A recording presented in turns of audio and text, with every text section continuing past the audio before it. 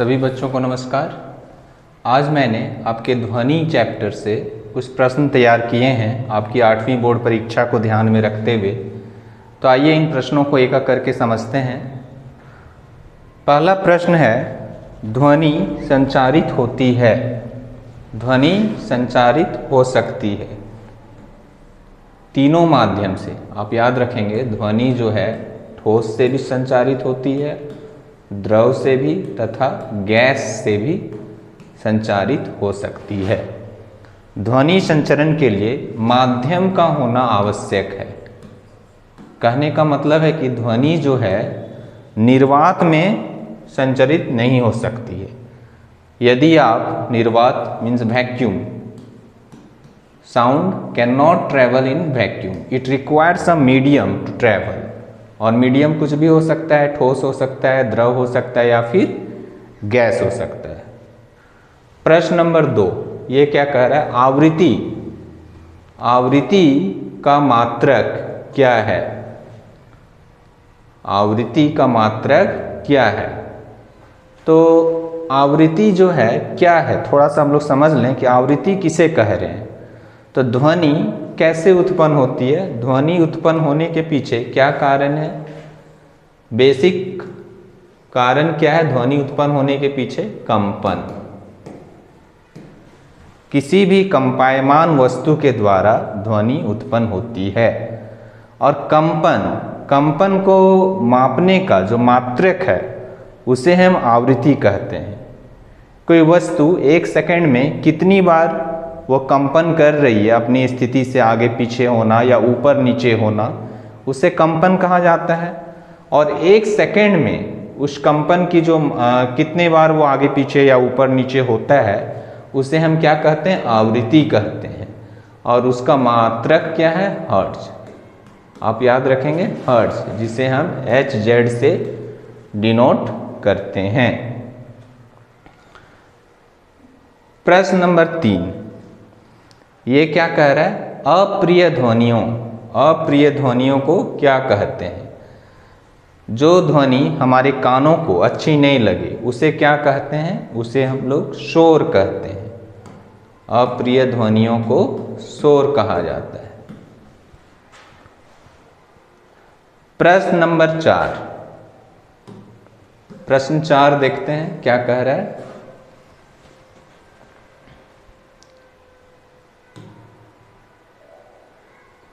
प्रश्न 4, तीक्ष्ण ध्वनि की अपेक्षा मोटी ध्वनि का तारतम्य कम होता है।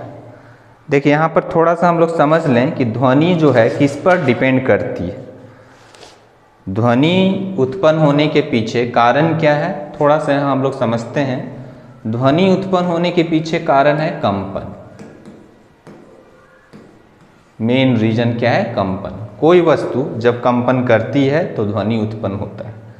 आप उदाहरण के तौर पर एक रबड़ को खींच करके खींचिए और उसे फिर छोड़ दीजिए तो आप आवाज़ सुनेंगे कंपन का। या फिर साइकिल की घंटी बजाते हैं और उस पर आप हाथ रख करके महसूस कीजिए, आप अनुभूति कर सकते हैं कंपन का। तो ध्वनि उत्पन्न होने के पीछे कारण क्या है? कंपन। अब कंपन जो है किस तरह का होगा? 3 फैक्टर्स पर डिपेंड करता है। कंपन का आयाम कैसा है, कंपन की आवृत्ति कैसी है, ध्वनि की प्रकृति जो है इस पर डिपेंड करेगी, आयाम पर, आवृत्ति पर और आवर्तकाल। ये 3 चीज है जिसे हमें समझना है। आयाम क्या है, आवृत्ति क्या है, आवर्तकाल क्या है। तो जैसे कोई वस्तु जब कंपन कर रही है तो जो उसकी जो माध्य स्थिति से जो मैक्सिमम दूरी है उसे हम क्या कहते हैं? आयाम कहा जाता है। माध्य स्थिति से अधिकतम विस्थापन को हम आयाम कहते हैं और इसका SI मात्रक क्या होता है? मीटर होता है। तो अब यहाँ पर क्वेश्चन है कि आयाम पर किस प्रकार से डिपेंड करता है? ध्वनि जो है आयाम पर किस प्रकार से निर्भर करती है? तो आप याद रखेंगे ध्वनि जो है आयाम का वर्ग, ध्वनि की प्रबलता, किसी भी ध्वनि की प्रबलता जो है आयाम के वर्ग पर डिपेंड करती है। मीन जितना ज़्यादा आयाम होगा ध्वनि उतना ही ज़्यादा प्रबल होगी। यदि ध्वनि के आयाम को, यदि आयाम को 3 गुना बढ़ा दिया जाए, 3 गुना बढ़ा दिया जाए तो प्रबलता 9 गुना बढ़ जाएगी।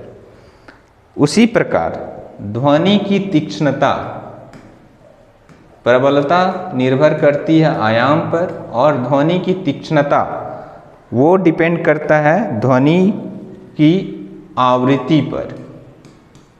आवृत्ति क्या है? 1 सेकंड में कितने बार वो कंपन करता है उसे हम आवृत्ति कहते हैं। तो ध्वनि की तीक्ष्णता कितना तीक्ष्ण है, कितना तीखा है, वो डिपेंड करता है आवृत्ति पर।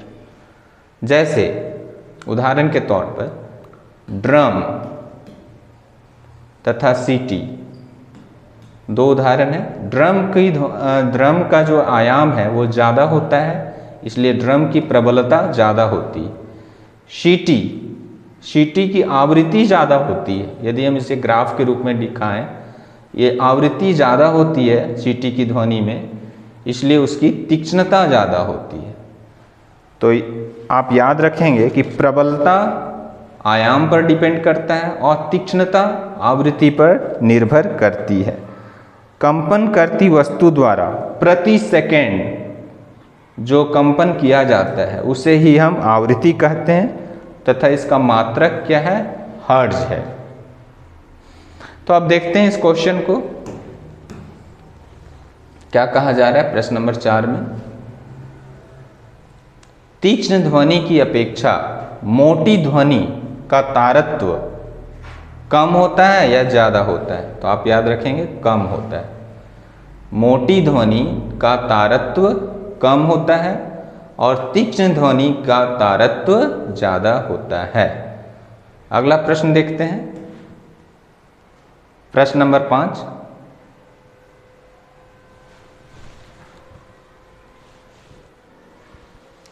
अगला प्रश्न देखते हैं, प्रश्न नंबर 5। प्रति सेकंड होने वाली कंपनों की संख्या को क्या कहते हैं? आप याद रखेंगे उसे ही हम आवृत्ति कहते हैं। प्रति सेकंड होने वाली कंपनों की संख्या को आवृत्ति कहते हैं। प्रश्न 6। आयाम का मात्रक क्या है? आप याद रखेंगे मीटर। आयाम क्या है? अपनी माध्य स्थिति से मैक्सिमम विस्थापन, उसे हम आयाम कहते हैं। ये दूरी जो है आयाम से डिनोट करते हैं।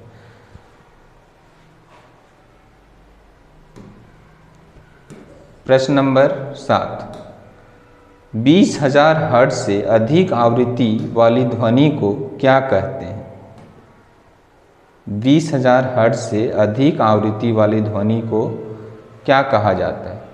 देखिए, जितनी भी कंपायमान वस्तुएं हैं तो सभी ध्वनियों को हम नहीं सुन सकते हैं। उसका एक रेंज है, जिस रेंज के बीच हम लोग, हमारा कान जो है उस ध्वनि को सुन सकता है। वो रेंज क्या है? आप याद रखेंगे 20 हर्ट्ज। हमारा कान जो है 20 हर्ट्ज से लेके 20,000 हर्ट्ज तक के बीच की जो ध्वनि होगी उसे ही हमारा कान सुन सकता है। यदि 20 हर्ट्ज से कम, यदि 20 वैसी ध्वनि जिनकी आवृत्ति 20 हर्ट्ज से कम है तो हम उसे नहीं सुन सकते हैं। उसी प्रकार यदि 20,000 हर्ट्ज से अधिक है तब भी हमारा कान वैसी ध्वनियों को नहीं सुन सकता है। तो ऐसी ध्वनि जिनकी आवृत्ति 20 हर्ट्ज से कम है, 20 हर्ट्ज से कम आवृत्ति वाली ध्वनियों को क्या कहते हैं? अश्रव्य।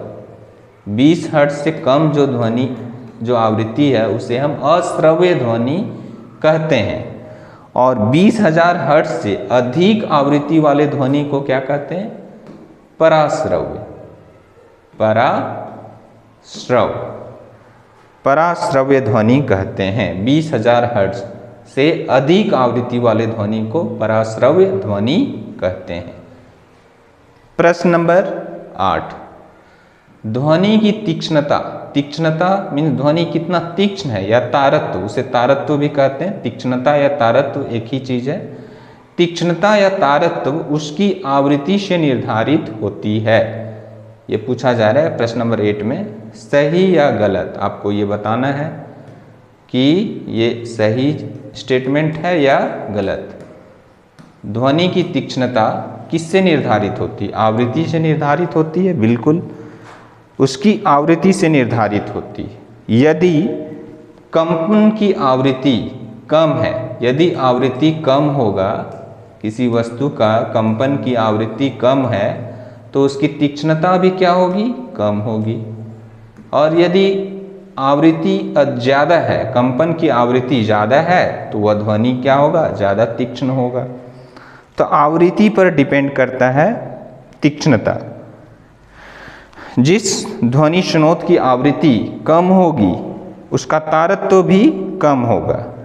जैसे ढोलक, ढोलक जो है कम उसकी आवृत्ति कम होती है, इसलिए उसकी तीक्ष्णता भी कम होती है।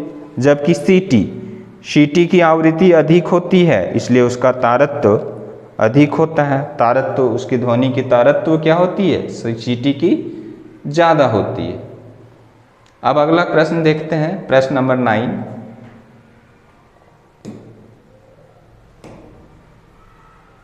यदि कंपन की आवृत्ति अधिक है तो ध्वनि का तारत्व, यही क्वेश्चन है, यदि कंपन की आवृत्ति ध्वनि की तीक्ष्णता या उसकी आवृत्ति से निर्धारित होती है, तो जब आवृत्ति अधिक होगा, आवृत्ति अधिक होगा तो ध्वनि का तारत्व भी क्या होगा? ज़्यादा होगा। ठीक है, अब अगला हम लोग देखते हैं नेक्स्ट, प्रश्न नंबर 10। वैसी ध्वनि जिसकी आवृत्ति 20 हर्ट्ज से 20,000 हर्ट्ज तक हो उसे क्या कहते हैं?